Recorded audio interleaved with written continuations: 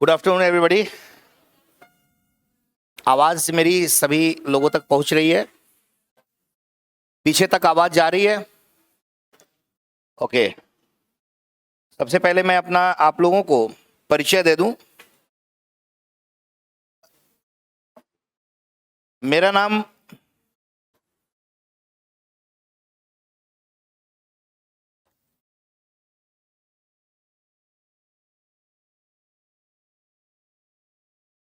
DPN Singh है और science and technology, साथ में यूपीएससी का इकोलॉजी इन्वायरमेंट, ये दोनों विषय मैं दिल्ली में लेता हूं। दिल्ली के अलावा प्रयागराज आपने सुना होगा। उत्तर प्रदेश में प्रयागराज एक जगह है, इलाहाबाद पहले बोला जाता था इसे। वहां कई वर्षों से वहां भी क्लासेस ले रहा हूं और साथ में आपके जयपुर से भी बहुत पुराना रिलेशन है। 2011, 12, 13, 14, 15, उसके बाद बीच में 2-3 साल रुक गया, फिर आने का मौका मिला। इसके अलावा आपके मध्य प्रदेश में इंदौर, ग्वालियर, भोपाल, कई स्टेट में कई जगहों पे, चूंकि विषय ऐसा है कि इस विषय की महत्ता बहुत ज्यादा है, बहुत लोग इसको पढ़ा नहीं पाते हैं। सब्जेक्ट में टेक्नोलॉजिकल खामियां कहिए या इसकी बेहतरी कहिए, तो आरएएस के अकॉर्डिंग राजस्थान एडमिनिस्ट्रेटिव सर्विसेज का जो मैंने सिलेबस देखा है, तो इस सिलेबस में जनरल साइंस के साथ साथ टेक्नोलॉजी का भी पार्ट है, दोनों मिक्सअप है। तो हम लोग सबसे पहले टेक्नोलॉजिकल पार्ट पे अध्ययन करेंगे, जो टेक्नोलॉजी वाला पार्ट है। हाँ, सबसे पहले मैं आपको बता दूं कि जो मेरी क्लास रहेगी ये आपके एग्जामिनेशन को, जैसा कि मैनेजमेंट ने मुझे बताया कि बहुत जल्दी आपका एग्जामिनेशन होने वाला है, तकरीबन 15 से 20 दिन रह गए हैं शायद, या 25 दिन रह गए होंगे। तो मैंने बड़ा सोचा, मैंने कहा कि सर कुछ ऐसा किया जाएगा कि एग्जामिनेशन ओरिएंटेड आपकी क्लासेस ली जाएंगी, क्योंकि पूरा का पूरा सिलेबस लाइन टू लाइन अगर कवर किया जाएगा तो उसमें बहुत ज्यादा टाइम लगता है, तकरीबन 2 से 3 महीने। आप लोग मेरा साथ दीजिएगा, मैं आपको इतना एग्जामिनेशन ओरिएंटेड इस तरीके का मटेरियल पढ़ाकर जाऊंगा। 100% तो कोई नहीं कहता, लेकिन 99% आपके एग्जामिनेशन में आने की संभावना रहेगी। क्लास में कंसंट्रेशन बनाकर रखिएगा, क्योंकि साइंस एंड टेक्नोलॉजी है। बहुत सारे बच्चे ह्यूमैनिटीज के होंगे, बहुत सारे बच्चे अदर सब्जेक्ट्स के होंगे, जिनसे अगर पूछा जाएगा कि बेटा आप मुझे ये बताएं कि जीन क्या है, क्रोमोसोम क्या है, डीएनए क्या है, आरएनए क्या है, हो सकता है कि उनको ना पता हो। जीन, डीएनए, आरएनए, क्रोमोसोम, हो सकता है कि इनके बारे में उनके पास नॉलेज ना हो। इन्हीं बातों को हम लोग क्लियर करेंगे। जब हम लोग ये बेसिक कॉन्सेप्ट क्लियर कर लेंगे, तब हमें पता चलेगा कि रिकॉम्बिनेंट डीएनए टेक्नोलॉजी क्या होता है। रिकॉम्बिनेंट डीएनए टेक्नोलॉजी क्या होता है, ये सब अभी मैं ब्रीफ कर रहा हूं आपको, अभी पढ़ा नहीं रहा हूं। अगर आपको ये बेसिक जानकारी नहीं होगी तो आप बायोटेक्नोलॉजी, जिसको आप लोग जैव प्रौद्योगिकी के नाम से जानते हैं, वो जैव प्रौद्योगिकी क्या होता है उसके बारे में आप नहीं समझ पाएंगे। तो बहुत कंसंट्रेट होकर, बहुत ईमानदारी से क्लास को समझने की कोशिश कीजिएगा। जहां डाउट होगा, विदाउट एनी हेजिटेशन आप हमसे प्रश्न पूछ सकते हैं। क्लास के बाद हमसे मिलकर व्यक्तिगत आप अपनी समस्या का समाधान जान सकते हैं। तो आइए अब हम लोग शुरू करते हैं अपनी क्लास को।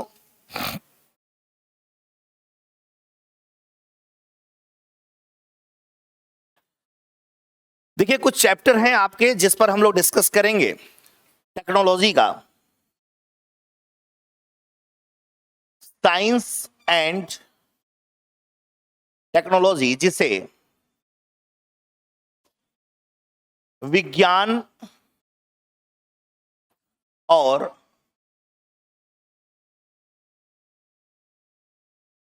प्रौद्योगिकी के नाम से जानते हैं। इस साइंस एंड टेक्नोलॉजी में कुछ चैप्टर बहुत महत्वपूर्ण हैं, जैसे स्पेस टेक्नोलॉजी। स्पेस टेक्नोलॉजी का मतलब होता है अंतरिक्ष प्रौद्योगिकी या अंतरिक्ष तकनीकी। साथ में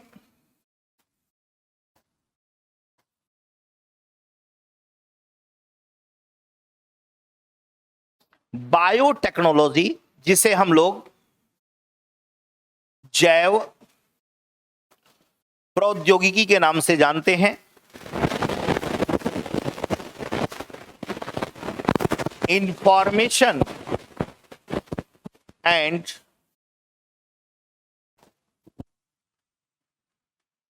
कम्युनिकेशन टेक्नोलॉजी, जिसे सूचना और संचार प्रौद्योगिकी कहते हैं। साथ में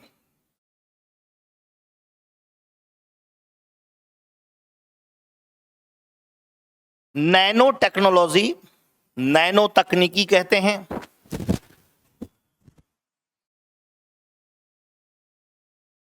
डिफेंस टेक्नोलॉजी, जिसे रक्षा प्रौद्योगिकी कहते हैं। जहां तक मेरा अनुमान है, आपके टेक्नोलॉजी का जो पार्ट है वो शायद यही पार्ट आपका टेक्नोलॉजी यानी साइंस एंड टेक्नोलॉजी में आपका दिया हुआ है। बाकी तो बेसिक साइंस है, इसमें आपके केमिस्ट्री से रिलेटेड कुछ मटेरियल्स हैं, कुछ आपका बायोलॉजी से रिलेटेड बेसिक है, कुछ फिजिक्स से रिलेटेड है। बाकी टेक्नोलॉजिकल पार्ट यही है ना। इसके अलावा और कोई तो चैप्टर तो है नहीं। चलो इस पर हम लोग थोड़ा डिस्कस करते हैं।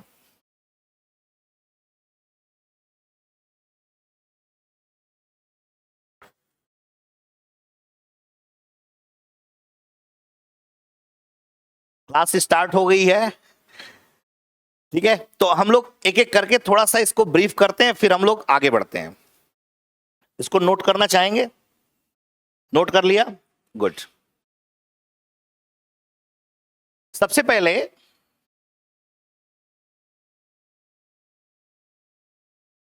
स्पेस टेक्नोलॉजी, जिसे हम लोग अंतरिक्ष प्रौद्योगिकी कहते हैं, इसमें हम लोग क्या क्या पढ़ेंगे इसके बारे में थोड़ा जान लें। अंतरिक्ष प्रौद्योगिकी का सबसे पहले हम लोग हिस्टोरिकल बैकग्राउंड यानी इसकी ऐतिहासिक पृष्ठभूमि के बारे में जानेंगे।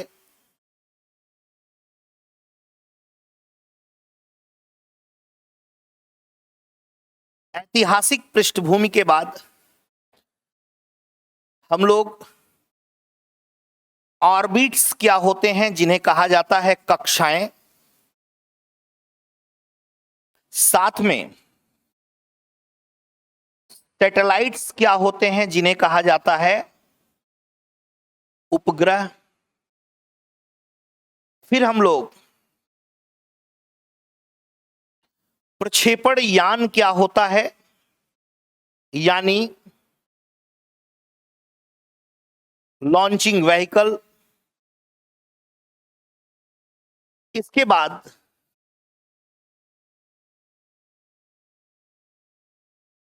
इंडियन रिमोट सेंसिंग यानी भारतीय सुदूर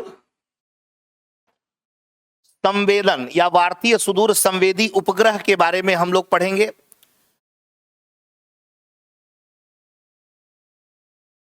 गगन क्या होता है, IRNSS किसे कहते हैं, जिन्हें नाविक के नाम से जाना जाता है। मार्स ऑर्बिटल मिशन, जिसे आप लोग मंगलयान के रूप में जानते हैं, ये क्या होता है?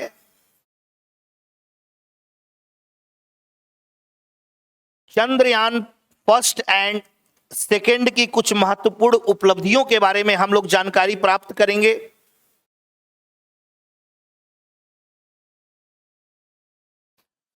गगनयान क्या है इसके बारे में जानेंगे, और कुछ अन्य अगर महत्वपूर्ण शब्दावलियां और मिलेंगी उस पर हम लोग अध्ययन करेंगे।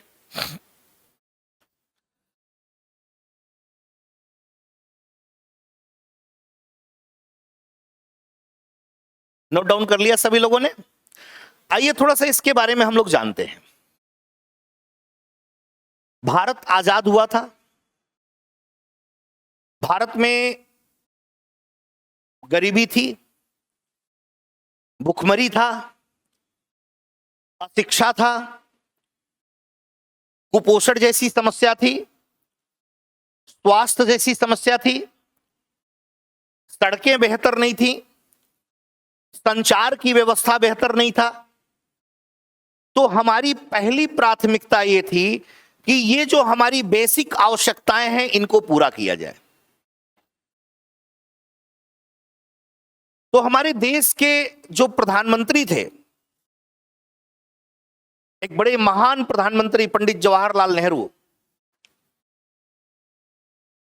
लोगों ने इन्हें मजाक बना दिया है वो अलग बात है, लेकिन बहुत महान कार्य इन्होंने किया। अगर आप अध्ययन कर रहे हैं यूपीएससी की तो आपको पता होगा कि इंडस्ट्रियलाइजेशन की देन, इंडस्ट्रियलाइजेशन आज अगर आज भारत में है तो वो किसकी देन है? तो एक वैज्ञानिक थे बेटा जिनका नाम था डॉक्टर विक्रम साराभाई। विक्रम साराभाई, अभी ये सिर्फ ध्यान से सुनिए बेटा। डॉक्टर विक्रम साराभाई अंतरिक्ष प्रौद्योगिकी को आगे बढ़ाया जाए। बहुत सारे राजनीतिज्ञों ने इनका विरोध किया, बहुत सारे पॉलिटिशियंस विरोध किए, कहे कि भारत की मूलभूत समस्या जो है गरीबी है, भुखमरी है, अशिक्षा है, सड़क का अभाव है, संचार का अभाव है, कुपोषण है, इनका निराकरण न करने के बजाय आप अंतरिक्ष के बारे में विचार कर रहे हैं। इन्होंने कहा कि उसका भी निराकरण होगा, साथ ही साथ भारत में जो मूलभूत आवश्यकताएं हैं उनको भी हम लोग को लाना बहुत जरूरी है ताकि भारत तेजी से विकास कर सके।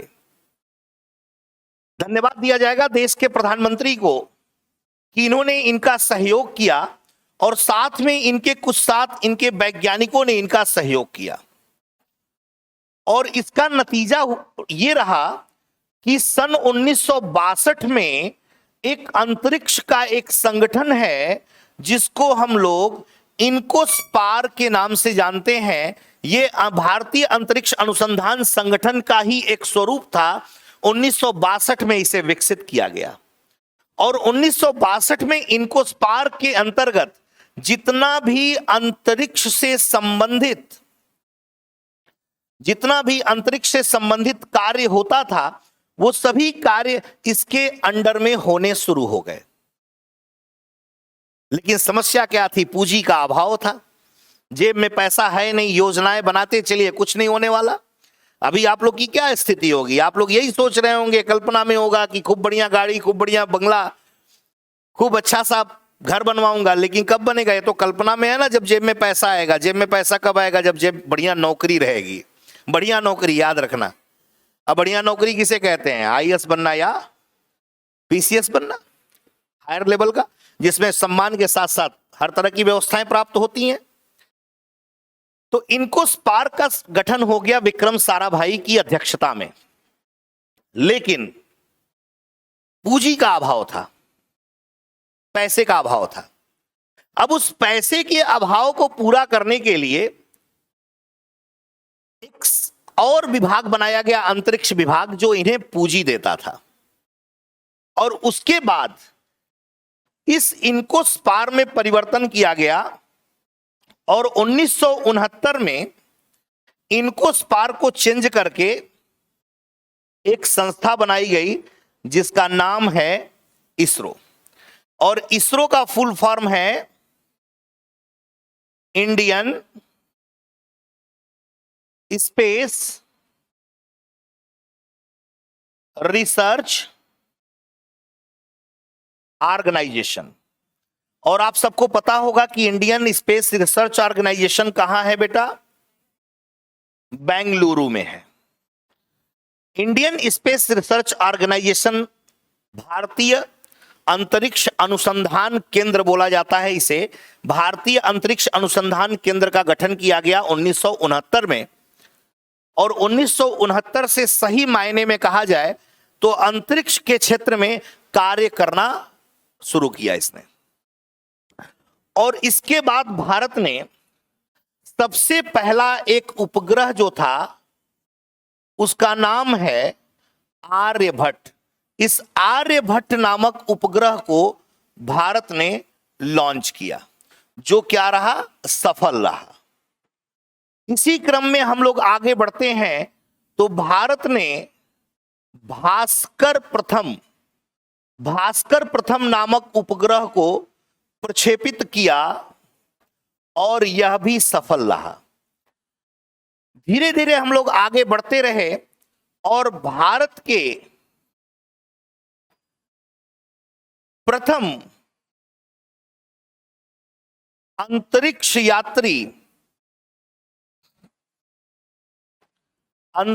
यात्री नाम आप लोग को पता होगा कौन है? राकेश शर्मा। चलिए, आप सभी लोग को पता है, बहुत बहुत धन्यवाद। ये राकेश शर्मा जो हैं, ये पहले अंतरिक्ष यात्री हैं जो पहली बार अंतरिक्ष की कक्षा में घूमने गए थे, अंतरिक्ष में गए थे।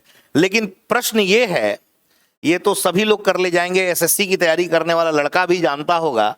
प्रश्न ये है कि ये किसके साथ गए थे? तुम चुप रहो, तुम्हें बताया जा चुका है, बताओ। ये नहीं पता।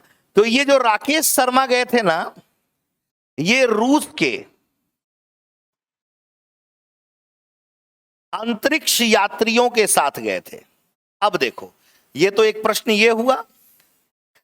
अगला प्रश्न ये है कि ये जो राकेश शर्मा जो अंतरिक्ष में सबसे पहला कदम रखे थे, तो ये राकेश शर्मा किस अंतरिक्ष यान से गए थे? ये है आपका क्वेश्चन, बता सकते हैं? सैल्यूट 7।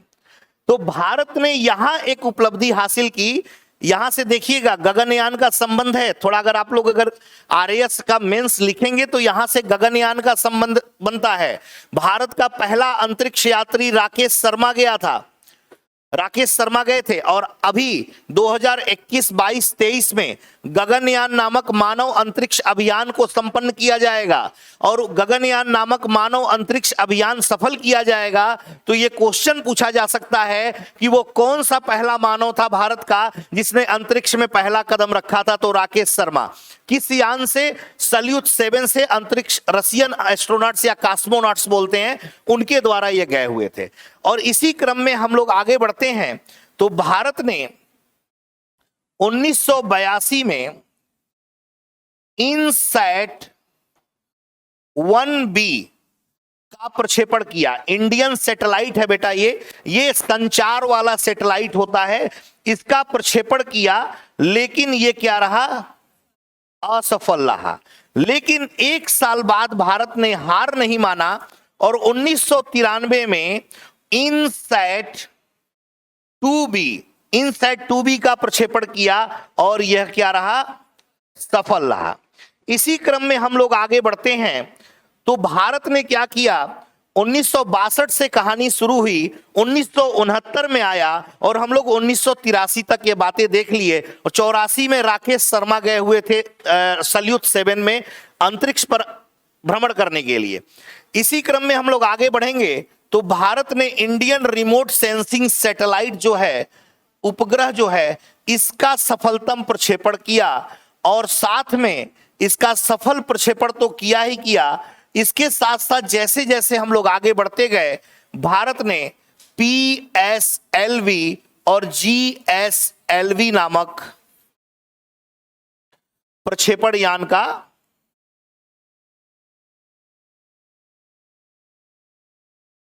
का विकास किया और आज के डेट में ये दोनों प्रक्षेपण यान भारत के लिए बहुत बड़े बड़े कार्य संपन्न कर रहे हैं।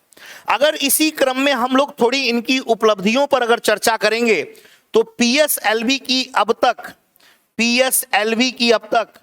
53 पीएसएलवी C-53 को लॉन्च किया जा चुका है और आपको सुनकर आश्चर्य होगा कि अभी तक पीएसएलवी के मात्र दो प्रक्षेपण जो हैं वो असफल रहे हैं। बाकी इसका जितना प्रक्षेपण था वो सभी क्या रहा है, सफल रहा है।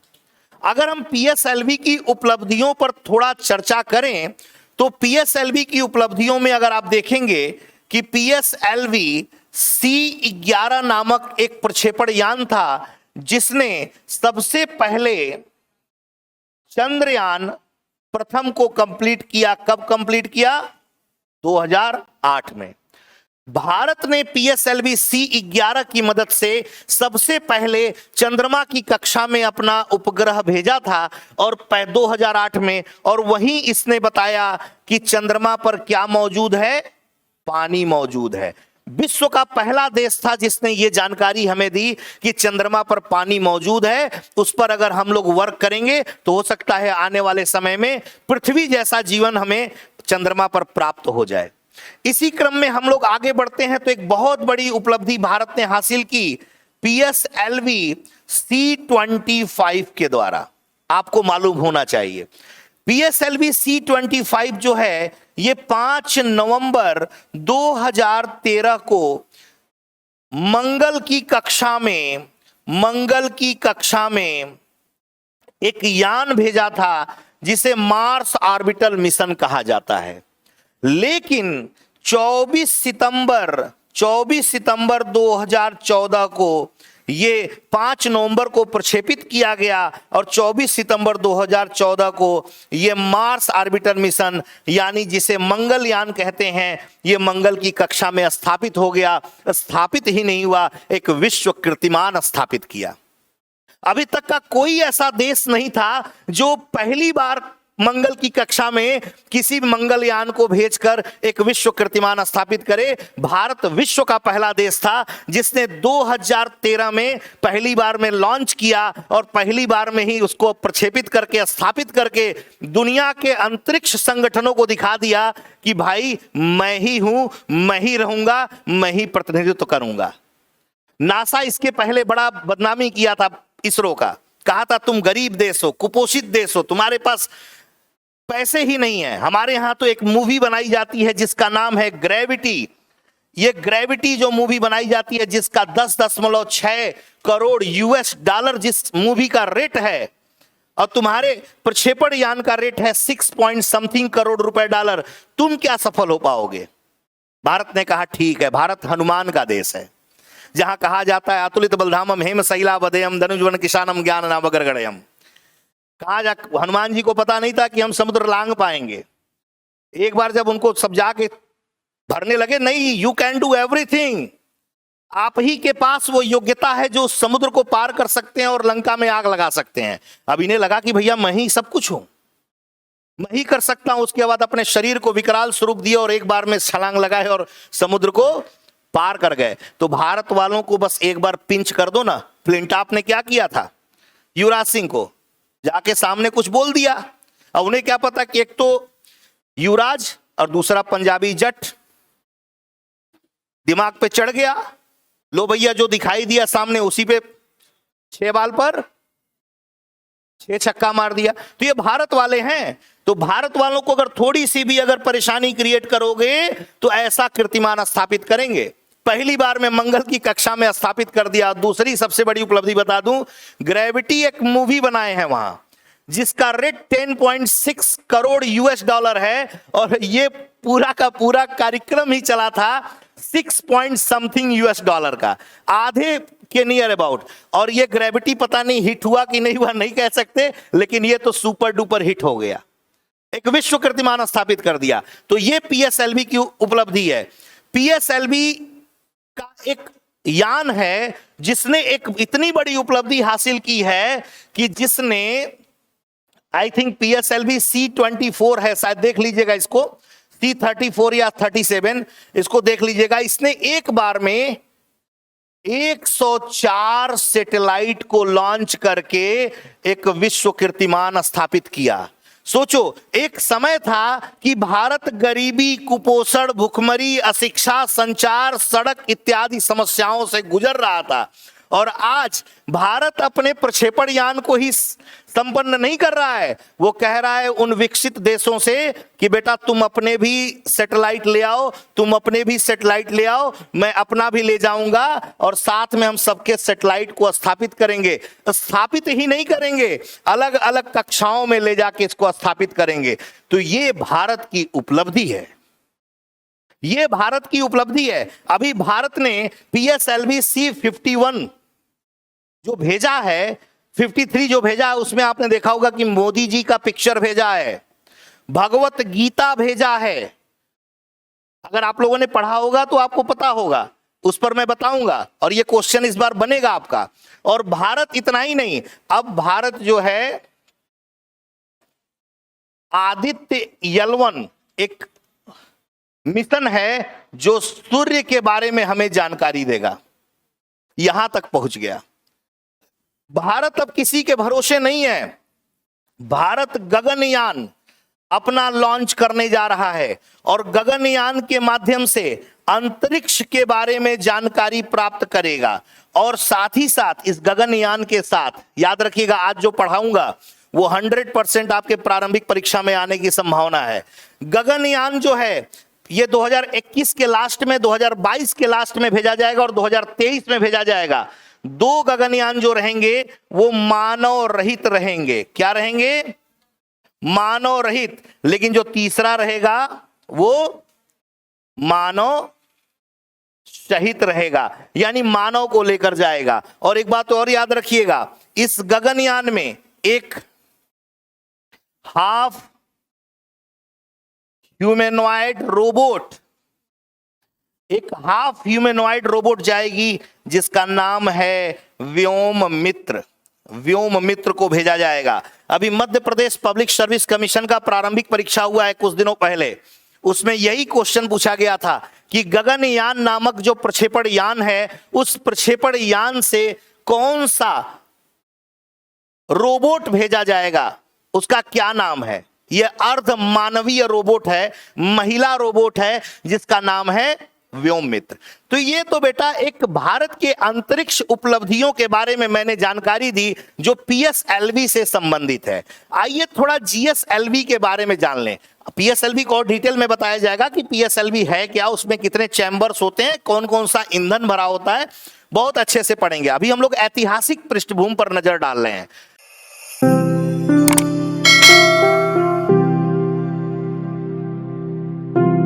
अधिक जानकारी के लिए संपर्क करें पतंजलि, रिद्धि सिद्धि चौराहा के पास, गोपालपुरा बाईपास, जयपुर। कॉल करें 72406 72406।